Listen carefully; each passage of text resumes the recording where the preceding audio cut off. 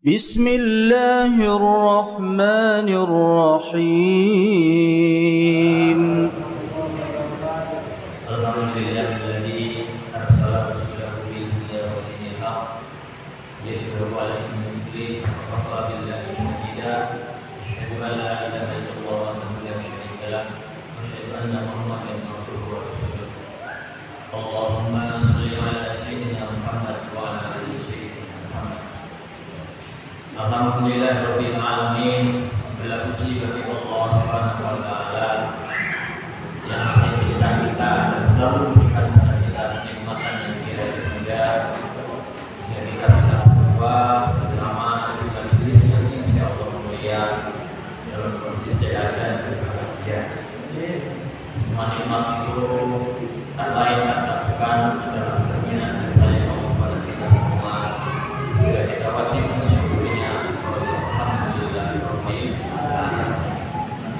Salawat dan salam semoga selalu tercurah pada junjungan Nabi Agung kita Muhammad sallallahu alaihi wasallam yang mana beliau adalah satu-satunya manusia yang tidak kenal dengan kita, tidak pernah bertemu dengan kita, tetapi setiap hari beliau memikirkan nasib kita sampai menangis, bahkan sampai di akhir hayatnya beliau masih memikirkan kita semua. Umatku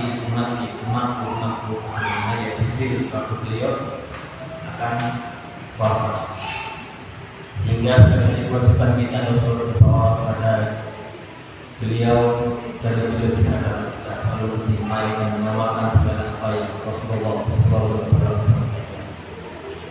Bapak Ibu rahimahullah, pada kesempatan kali ini kesempatan saya yang kedua kalau nggak salah, saya pernah hadir sekali kedua. Alhamdulillah, tadi saya sempat pesimis bisa di tepat waktu karena ternyata jalannya luar biasa macet. Di Jatinangor itu ada acara, namanya ada acara deklarasi Pak Ganjar kayaknya di Bojan itu. Jadi jalan macet semua sampai bukit macetnya sampai puncak dan seterusnya. Tapi alhamdulillah saya bisa hadir pas maghrib mau jalan mau melaksanakan.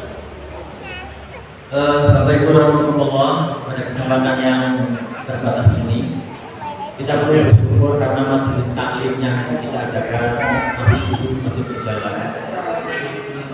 Mengapa demikian? Karena sekarang eranya sudah era digital nih. Orang ngaji cukup melihat YouTube, cukup melihat Instagram, cukup melihat Google, cukup melihat TikTok dan sebagainya. Itu tidak salah, karena itu juga sumber ilmu pengetahuan. Tetapi apa yang tidak didapatkan di sini adalah apa Bapak Ibu? Silaturahim. Kalau semua umat Islam hanya ngaji lewat itu, kapan kita ketemu kan itu? Makanya majelis taklim seperti ini, walaupun mungkin materi yang didapatkan tidak terlalu banyak, tidak sehebat materi-materi di YouTube, tidak sehebat materi-materi di media-media sosial yang disampaikan oleh ulama terkenal, tetapi di majelis taklim seperti ini kita dapat silaturahim. Karena di majelis-majelis kecil inilah kemudian ukhuwah Islamiyah, kekuatan umat Islam akan terbentuk. Sebagaimana dulu Rasulullah mulai dakwah melalui dakwah kecil-kecilan dari rumah ke rumah. Di rumahnya sahabat Sintengi Al-Qabil, bahkan pendiri Muhammadiyah Mbah Yai Ahmad Dahlan memulai gerakannya dari majelis kecil, kemudian berkembang menjadi luas dan menjadi sebuah perserikatan yang luar biasa sampai sekarang masih eksis di Indonesia, organisasi massa yang besar di Indonesia dan kaya raya ya, asetnya banyak. Jadi majelis ini majelis yang luar biasa dan harus terus dibudayakan. Tidak boleh ada majelis taklim yang berhenti di dalam masyarakat kita, walaupun sumber ilmu banyak. Karena di sinilah kita bisa bersilaturahim dan kekuatan umat Islam itu terbentuk di sini. Pada kesempatan kali ini saya diberi tugas oleh Mas Syakir untuk menyampaikan bersama-sama kita belajar hikmah kemerdekaan yang kemarin kita laksanakan. Mengapa ini penting saya sampaikan? Karena kita sebagai umat Islam kadang lupa dalam momen-momen kemerdekaan kita larut dalam rangkaian acara yang diselenggarakan. Benar nggak?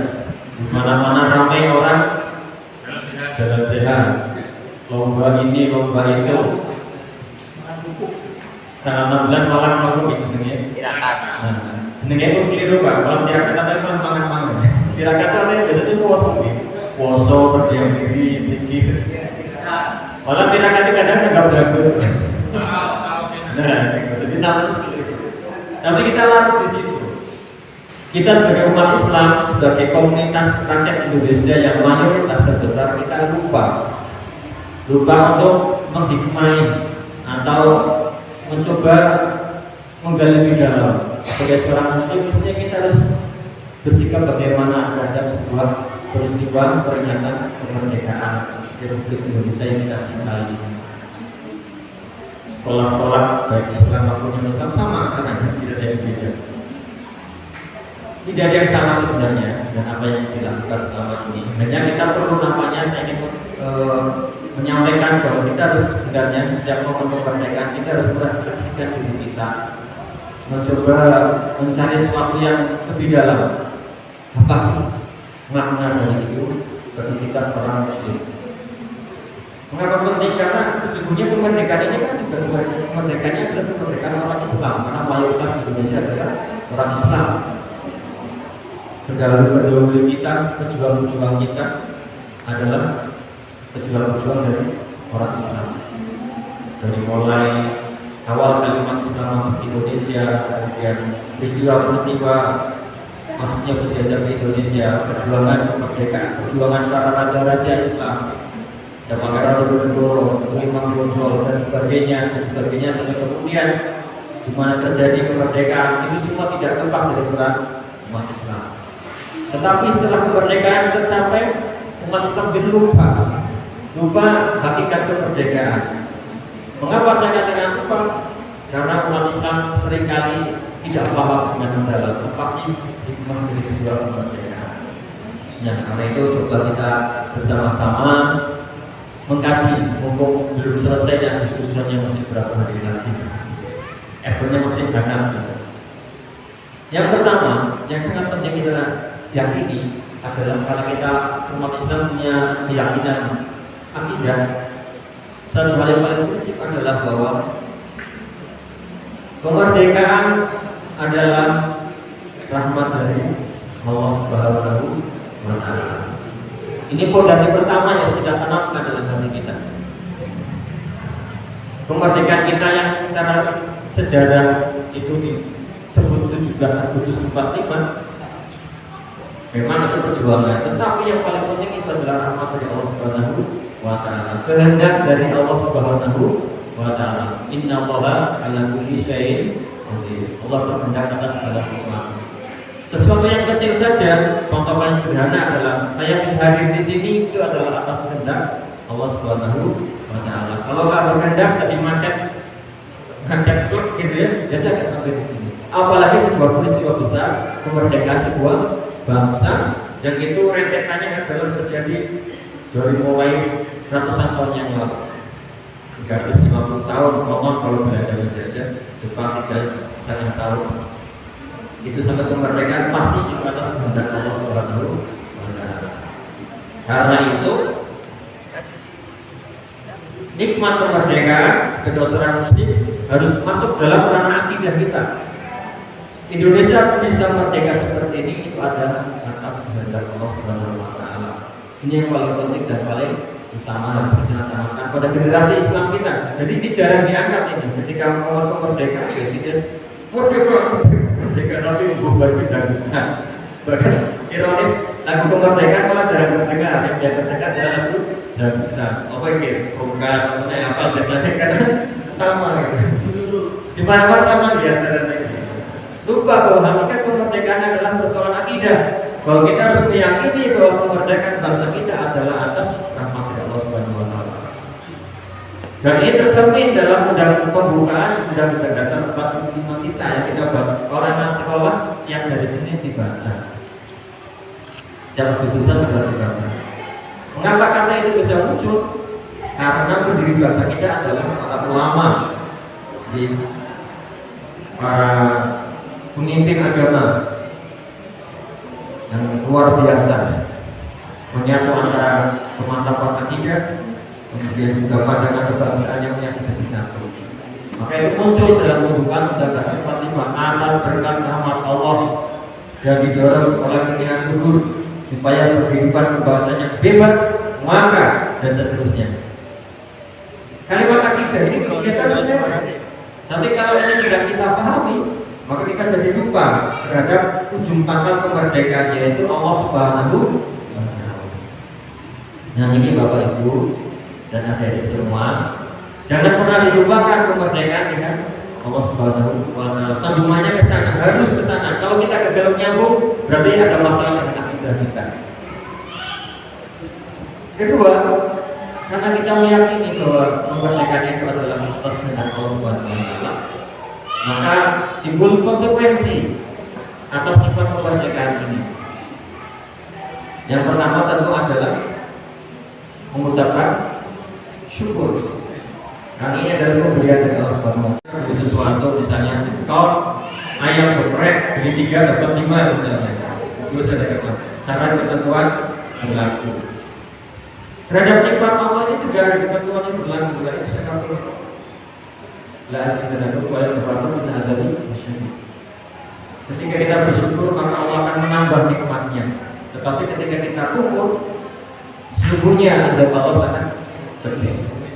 Nah, dalam kemerdekaan ini maka salah satu sikap yang harus kita lakukan adalah dengan bersyukur. Rasa syukur itu tentu kita ungkapkan dengan cara yang benar. Yang saya tadi kita sampaikan, seringkali kita keliru menikmati kemerdekaan dari rasa syukur itu. Rasa syukur dianggap sebagai suatu kebebasan. Nek malam 17 Mei malam bebas. Wis pokoke kadang ono sing kadang ono sing aja enggak akan artis gitu ya. Bajunya ya gitulah kalau sampai malam sampai katanya itu malam tirakatan malam tasyakuran, tapi kemudian kita justru menyimpang dari apa yang dijelaskan oleh Allah Subhanahu wa Ta'ala.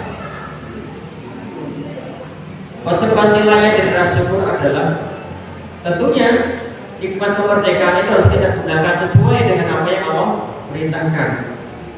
Karena nikmat kemerdekaan itu kebanyakan yang sederhana, itu nikmat yang besar.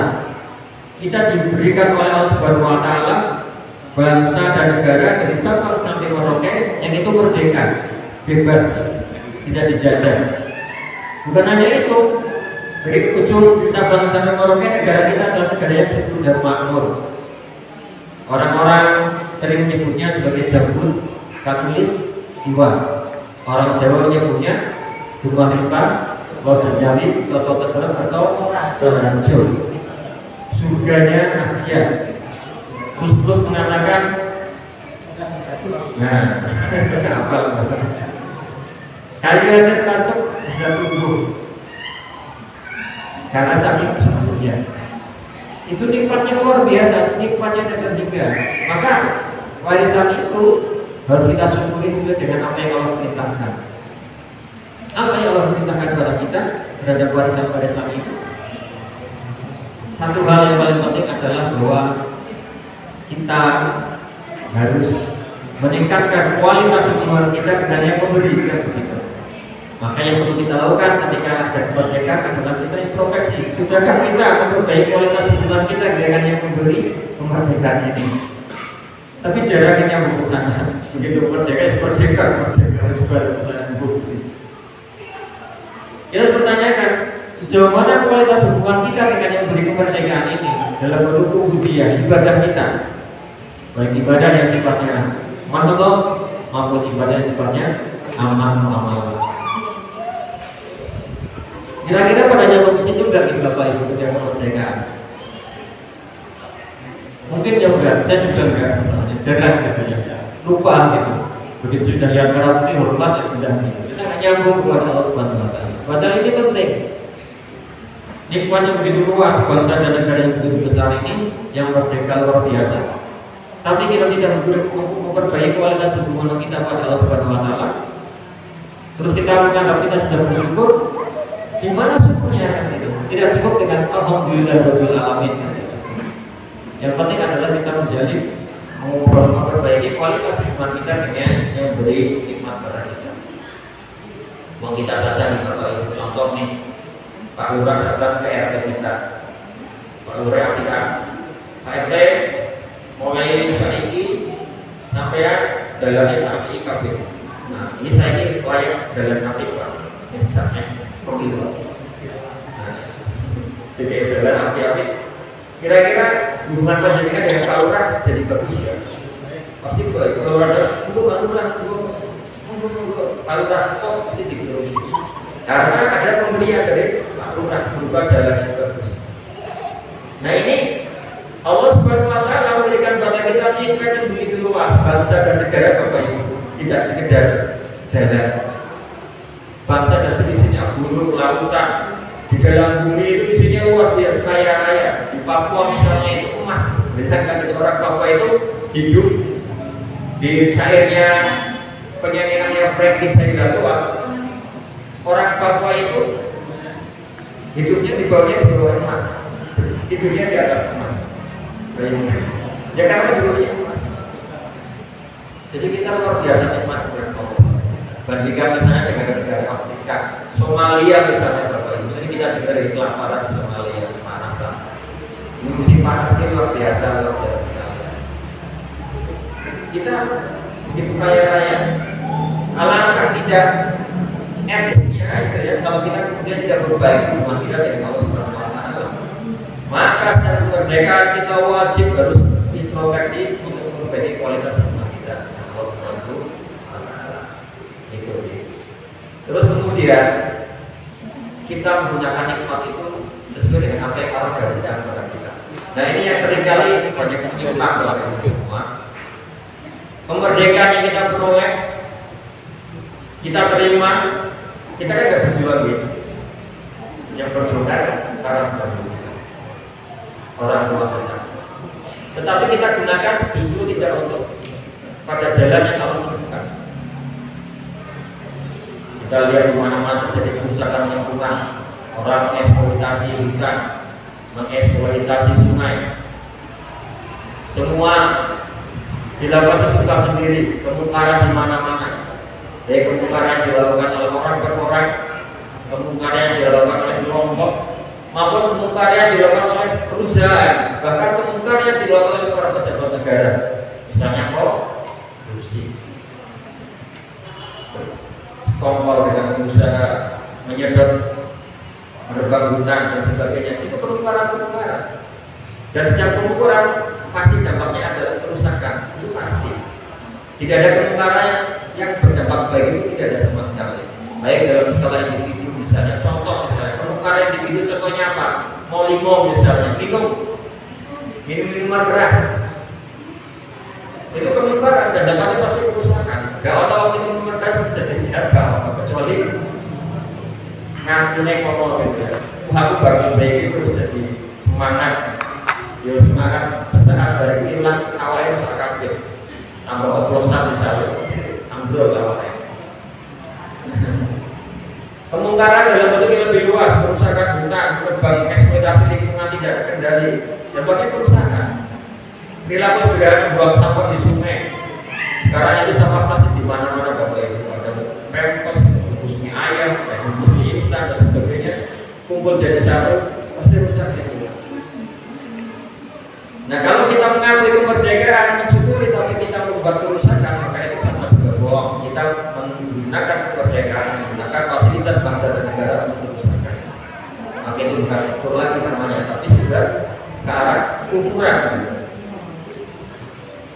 Jadi ketika kemerdekaan sebenarnya harus berpikir kita adalah jangan-jangan selama ini kita justru dengan kemerdekaan buat kerusakan-kerusakan baik skala individual maupun sekarang luas masalah. Kita beri kedua istirahat dulu.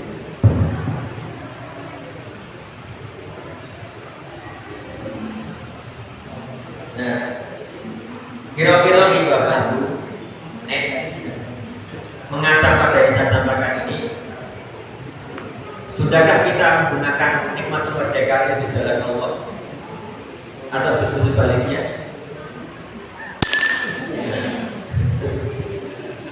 monggo panjenengan bisa mengamati sendiri. Sekarang media pengamatan banyak, ada media sosial, internet dan sebagainya. Luar biasa kerusakan ada di mana-mana di lingkungan kita, baik di lingkungan fisik maupun lingkungan sosial kita. Struktur sosial kita itu sudah rusak juga. Kita lihat anak-anak muda sekarang di sini tawuran, yang dikandani angin. Senangnya yang instan, pengen segera sukses, segera kaya dengan cara apapun. Nah, di mana-mana yang ditampilkan kemewahan, ini jangan memiliki, pengen segera sukses. Caranya ya terserah gitu kan, sesukanya. Makanya banyak kriminalitas di mana-mana, pelakunya semakin muda Bapak Ibu. Pelaku kriminalitas itu sekarang di bawah 20 tahun, tidak lagi di atas 20 tahun. Jadi bagian dari sebuah kerusakan bisa jadi struktur sosial. Nah kemudian yang lainnya adalah yang perlu kita lakukan atas nama kemerdekaan ini adalah untuk kita mengisi kemerdekaan ini dengan berjuang melanjutkan perjuangan para pendahulu kita. Jadi salah satu hal yang sangat prihatin adalah ketika kemerdekaan kita mewarisi hasil perjuangan pendahulu kita, tapi kita lupa mewarisi semangat spiritualitas dari para pendahulu kita, para pejuang-pejuang kita. Kita lupa mewarisi bagaimana religiusitasnya Jenderal Sudirman. Nah, Bapak Ibu barangkali bisa sebagai introspeksi kita, ketika kita menyampaikan kepada anak-anak kita tentang sosok Jenderal Sudirman misalnya, pernah ada nggak sekarang kita menyampaikan sosok Jenderal Sudirman sebagai sosok yang religius? Nggak ada. Jenderal Sudirman itu adalah orang Muhammadiyah, dia guru sekolah Muhammadiyah, betul ya? Nah, saya itu kalau baca sejarah Jenderal Sudirman menangis. Saya punya bukunya, saya beli di pasar Juara Obor, ada buku bekas, itu bukunya tentang Jenderal Sudirman, saya baca luar biasa sekali. Sampai beliau itu sudah sakit-sakitan, mestinya istirahat, waktu kemudian agresi militer yang kedua datang, dia milih ke hutan itu. Sama Soekarno dijegat itu nekat untuk ke hutan gerilya. Karena kalau dia tidak gerilya, kalau semua ditangkap, tentulah Indonesia. Tapi kalau kemudian Pak Karno ditangkap, maka Sudirman masih bisa di hutan, Indonesia masih ada, masih bisa bergerak. Dan beliau tidak menikmati apa-apa, karena begitu Indonesia sudah merdeka, sudah wafat duluan. Nah, kita jarang menyampaikan sosok Jenderal Sudirman pada persoalan begitu religiusitasnya tinggi untuk Jenderal Sudirman. Seorang pejuang yang luar biasa dan juga seorang aktivis Islam yang luar biasa seperti panjenengan yang ada di sini. Maka sesungguhnya gerakan untuk mengisi kemerdekaan itu mestinya gaungnya harus lebih kuat umat Islam. Karena ayat tentang jihad adanya di Quran, di Injil boten, enten boten. Kalau ayat perjuangan Allah Injil nggak ada. Injil isinya cerita-cerita doang. Di Hindu Buddha nggak ada. Tapi ayat tentang jihad ada di Al-Quran.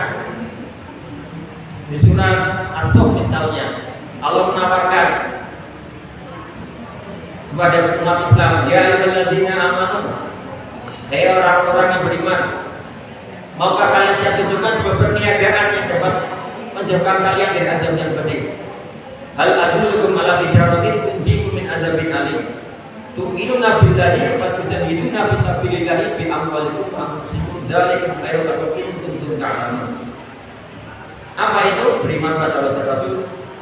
Wa tujahiduna fi sabilillahi bi amwalikum wa anfusikum. Berjihad di jalan Allah dengan harta dan jiwa. Di Al-Quran banyak lagi ayat jihad, banyak banget. Nah, mengisi kemerdekaan dengan pembangunan ini adalah salah satu bentuk jihad fisabilillah. Karena rangkaian kemerdekaan yang saya ceritakan tadi kan itu harus digunakan untuk sesuai dengan jalan Allah. Dan ketika kita mengisi kemerdekaan dengan jalan Allah itu namanya jihad fisabilillah, di jalan Allah. Apa bentuknya? Macam-macam. Kalau dulu Pangeran Diponegoro mengasih senjata, Jenderal Sudirman bukan senjata. Sekarang kita memerangi namanya kebodohan. Loh, penting bertanya Pak, nopo saya jadi kebodohan sekolah di mana-mana ada, madrasah di mana-mana ada. Kebodohan kita sekali lagi tidak lagi kebodohan terkait dengan baca tulis, tidak lagi kebodohan terkait dengan teknologi, dengan matematika dan sebagainya. Generasi muda kita itu mengarah pada kebodohan yang lain, kebodohan terkait dengan bagaimana harus bersikap dan bertindak sebagai seorang Bapak Ibu? Betul.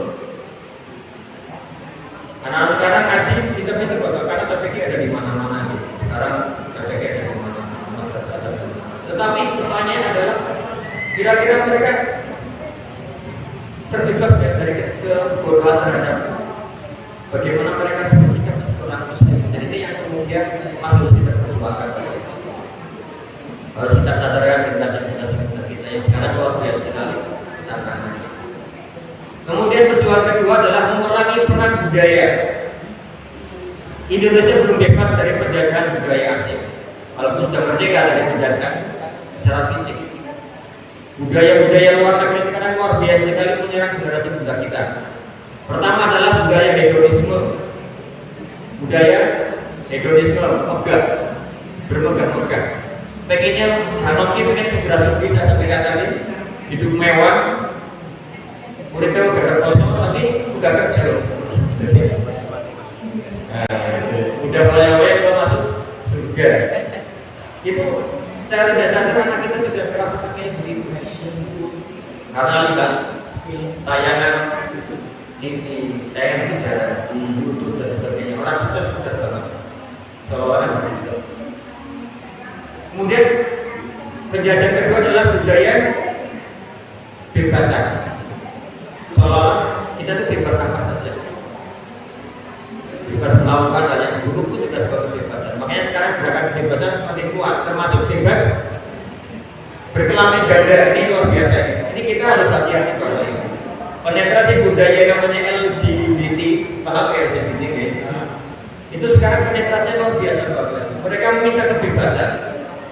Tidak hanya bebas berbaju seperti alam mereka, bahkan bebas melakukan pernikahan sesama jenis misalnya. Minta diakui di undang-undang. Kalau kita menentang mereka dianggap sebagai tidak pro terhadap hak asasi manusia. Ini kan luar biasa bolak-balik hukumnya.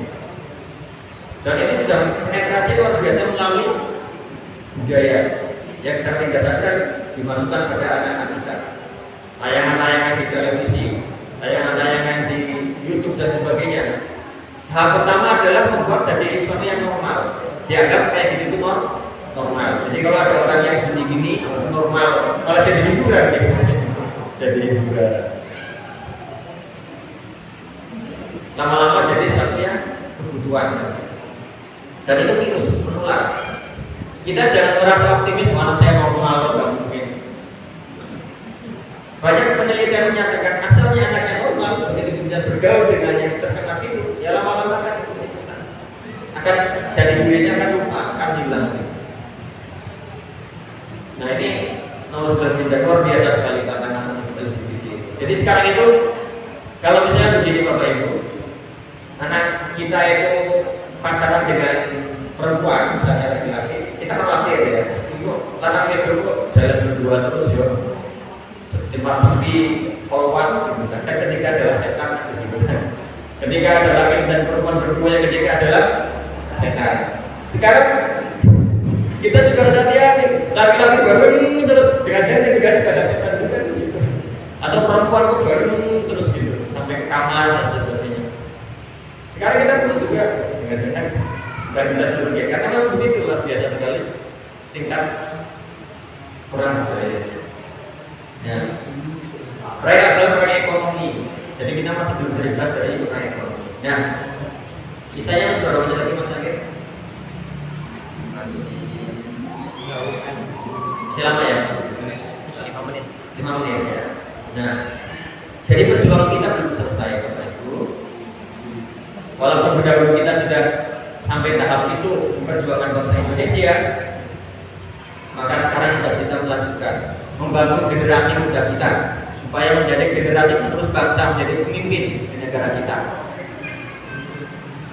Sekarang ini sangat prihatinkan, kemudian ini masuk ke musim pemilu ya, masuk ke musim pemilu, di mana nikmat kemerdekaan itu seolah menjadi nikmat yang tidak kita lupakan dan justru membuat perpecahan pada kita umat Islam hanya karena isu tahunan 5 tahun sekali. Beda partai seolah-olah yang satu dianggap sebagai Islami, satu enggak. Beda pilihan presiden. Ini pilih ini yang ini Islamnya enggak misalnya. Akhirnya timbul label-label, melabelkan sesuatu yang membuat sadar diri kita. Bahkan kadang saya berkritik kok dia. Kalau ini berarti kafir misalnya. Kalau ini enggak. Nah, ini jangan sampai begitu. Karena umat Islamnya rugi. Umat Islamnya rugi. Karena berbicara dalam umat Islam. Allah pun menyampaikan konteksnya itu diambil di jamnya wala taqrabu. Berpegang teguh pada Allah janganlah bercerai berai. Nah ini kita perlu hati-hati sekarang ini musim pemilu. Kita jangan mau dipecah belah, jangan mau diadu domba, jangan mau dihadap-hadapkan. Ya karena itu diinginkan oleh orang-orang di luar kita. Kita ingin bertarung, inginnya kita itu tarung, inginnya kita itu serang, inginnya umat Islam itu centang berenang di mana-mana seperti di lautan. Walaupun ini sudah diprediksi oleh Rasulullah SAW bahwa kita itu kan jadi kelak kan umat kita adalah seperti di lautan, terpecah di mana-mana. Tapi kita berusaha tetap cobalah kuantasi kunci Alhamdulillah jamiah wala taqrabu. Bergantung pada Allah dengan bercerai-berai. Alhamdulillah salat presidennya muncul Islam semua gitu.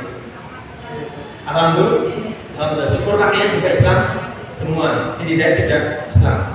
Ini perlu kita syukuri dulu Bapak Ibu. Jadi tidak ada sudah muncul semua salat presidennya. Tinggal menurut pilih yang sesuai dengan aturan panjenengan. Tapi tidak membuat perpecahan. Karena kalau pecah umat Islamnya. Terus yang terakhir sebagai penutup, sebagai pengingat kita bersama bahwa di Al-Quran banyak disampaikan oleh Allah Subhanahu Wa Taala. Ketika Allah memberikan nikmat yang besar pada sebuah bangsa, kemudian Allah mencabut nikmat itu karena kekurangan.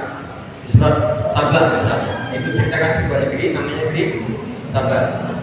Negeri Sabah itu disebut sebagai negeri yang baldatun thayyibatun wa rabbun ghafur. Di sebelah kanan ada kebun yang subur, sebelah kiri ada kebun yang subur, dan negaranya menjadi negara yang baldatun thayyibatun wa rabbun ghafur. Itu salah satu contoh yang diberikan Allah dalam Al-Quran, sebuah negara yang dikaruniai yang luar biasa dalam nikmatnya. Tapi kemudian karena negeri Sabah itu berpaling kepada Allah dari Allah Subhanahu Wa Taala, Allah menggantinya yang dari kebun kanan dan kirinya adalah kebun yang subur diganti dengan kebun yang isinya pohon-pohon yang pahit. Pohon-pohon pahit palaunya tidak dimakan sama sekali. Dan negaranya menjadi negara yang tidak subur lagi, negara yang tidak enak, tidak nyaman dan tidak makmur lagi. Mengapa demikian? Karena negara Sabah kemudian berpaling dari Allah Subhanahu Wa Taala. Ini instruksi pada diri kita. Ketika Allah sudah memberikan nikmat kemerdekaan kepada kita, negara kita menjadi negara yang juga disebut baldatun thayyibatun wa rabbun ghafur, maka kita jangan lalai. Karena kalau kita berpaling dari Allah Subhanahu Wa Taala, maka seperti negeri Sabah kita akan mendapat nikmat yang tinggi. Karena Allah tidak mungkin menyampaikan berita tentang negeri Sabah di Al-Quran kalau tidak menyampaikan kita. Allah menyampaikan tentang negeri Sabah sebagai sebuah simbol salah satunya bahwa Allah berkehendak atas segala sesuatu sesuai dengan kata Allah Subhanahu Wa Taala. Dan kalau Allah Subhanahu Wa Taala menghendaki sebuah negara menjadi negara yang makmur subur, bermakmur negara kita. Tapi Allah kemudian karena murka karena rakyatnya berpaling dari Allah Subhanahu Wa Taala, kemudian Allah akan menggantinya dengan negara yang sebaliknya, negara yang tidak lagi subur dan makmur, tapi negara yang susah. Pohon-pohonnya pahit, artinya apa? Hidupannya dan kehidupannya pahit, paceklik mungkin ya istilahnya. Penduduk paceklik, penuh bencana, banjir, banyak dan sebagainya. Makanya setiap ada bencana, kita harus berdoa kepada Allah Subhanahu Wa Taala semoga ini bukanlah hasil dari Allah Subhanahu Wa Taala. Kalaupun itu kami harus minta ampunan kepada Allah Subhanahu Wa Taala. Demikian barangkali Bapak Ibu, karena sudah mau isya, mudah-mudahan Allah Subhanahu Wa Taala memberikan kenikmatan kepada kita semua, mengampuni dosa-dosa kita semua atas kelalaian kita mengemban amanah nikmat kemerdekaan ini. Dan Allah Subhanahu Wa Taala sudah mencabut kenikmatan itu pada negara kita, karena kita menjadi negara yang tetap makmur, subur, baldatun thayyibatun wa rabbun ghafur, masyarakat yang religius, tunduk patuh pada Allah Subhanahu Wa Taala, dan anak-anak kita menjadi anak yang soleh, cerdas, dan siap menjadi penerus bangsa dan negara, menjadi para pemimpin umat yang beriman. Dan selalu kita doakan tiap sholat Rabbana hab lana azwajan wa dhurriyyatan qurrata a'yun waj'alna lil muttaqina imama. Amin ya rabbal alamin. Kurang lebihnya mohon maaf. Assalamualaikum warahmatullahi hidayah. Assalamualaikum warahmatullahi wabarakatuh.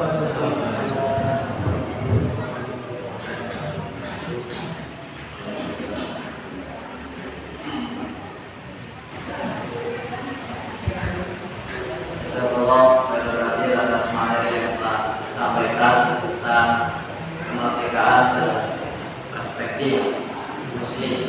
Barangkali dari Bapak, Mas, Mbak, ada yang ingin bertanya, diskusi terkait dengan makna kemerdekaan yang tadi disampaikan. Mohon.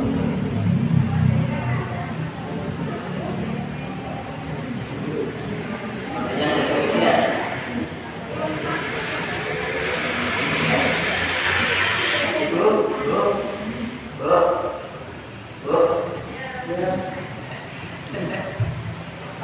Barangkali ada pertanyaan dari ibu-ibu, belum?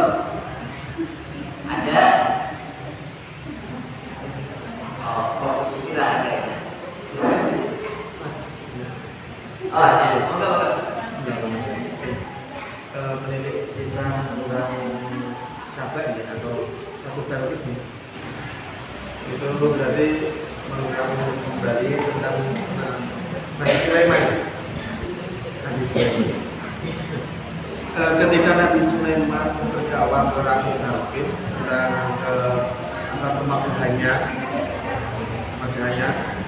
maka Nabi Sulaiman mengingatkan tentang ketakutan. Nah, di situ bahkan permintaan apapun yang diminta oleh Ratu Balqis dituruti oleh Nabi Sulaiman. Nah, di situ bahkan di dalamnya termasuk alam jin atau jin itu juga berperan. Nah, gimana kisahnya ketika apakah negeri Saba itu bisa hancur?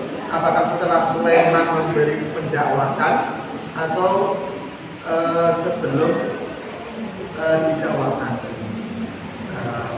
Ini untuk gambaran seperti pejuang para dahulu yang diingatkan, karena kita menuai paribasan yang gotong kemerdekaannya, dan sedangkan perjuangkan adalah pendahulu kita, gitu. Nah, gimana agar kita nggak seperti itu? Coba dulu. Jadi di Al-Quran itu banyak sekali kisah tentang bangsa-bangsa seperti kita. Di Sabah ada bangsa Samud ya, kemudian bangsa kaum Sodom ya, semua kemudian akhirnya sama, berakhir dengan kehinaan dan kehancuran.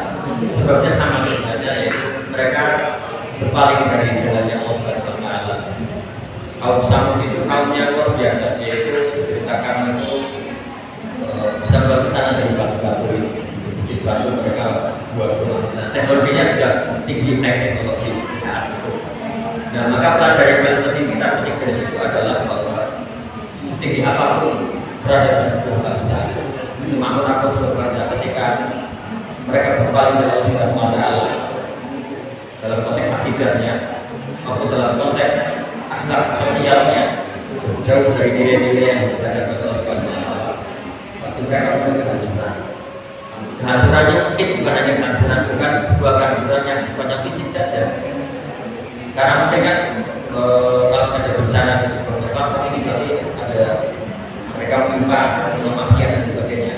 Allah bisa, tapi kehancuran itu kan automatically berjalan ketika masyarakat tatanannya sudah jauh dari nilai-nilai Islam, Al-Quran Karimah, itu kan hancur sendiri. Coba misalnya ketika judi dibebaskan di mana-mana, contoh tahun 80-an misalnya, mungkin paham ya, Polkas ya, ada Polkas, ada SD di mana-mana, dibuka di mana-mana. Yang ada apa? Kehancuran. Orang-orang malas kerja tapi ngitungi angka-angka. Akhirnya hancur juga akidahnya, lari ke buku, minta nomor. Ada orang yang tak berat cari nomornya. Sekarang mulai muncul lagi mobil di mana-mana. Di pasar di mana-mana banyak mobil. Minuman keras di mana-mana, kebebasan seksual di mana-mana. Itu secara sosial kan mulai kehancuran.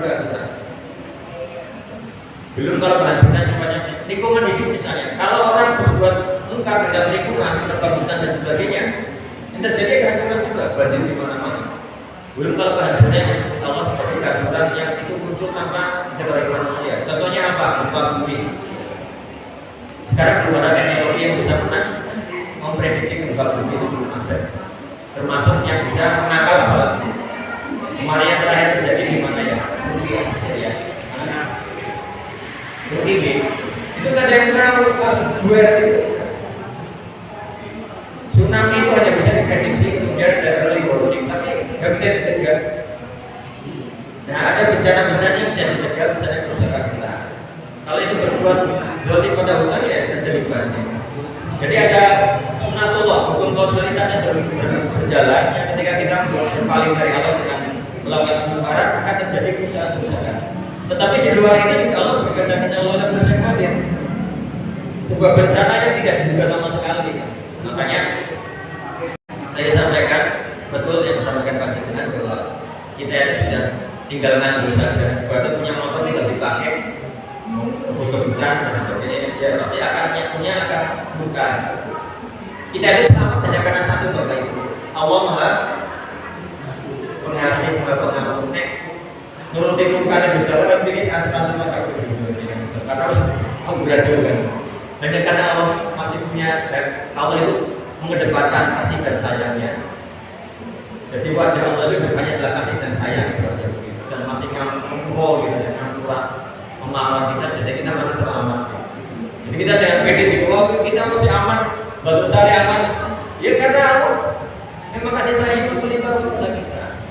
Dibanding berarti wong tua, jadinya wong tua dulu aneh mangkal ya saya sering dibudi kan.